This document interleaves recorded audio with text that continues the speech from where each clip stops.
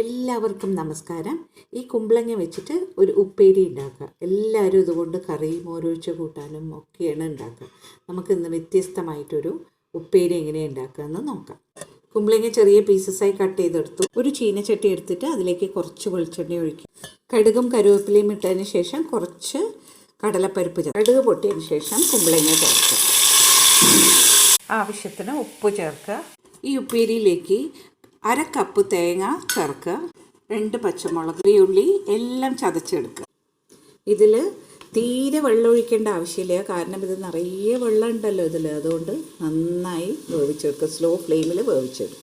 മിക്സിയിൽ ചതച്ചെടുത്ത തേങ്ങ ഇതിലേക്ക് ചേർക്കുക, നന്നായി മിക്സ് ചെയ്യുക.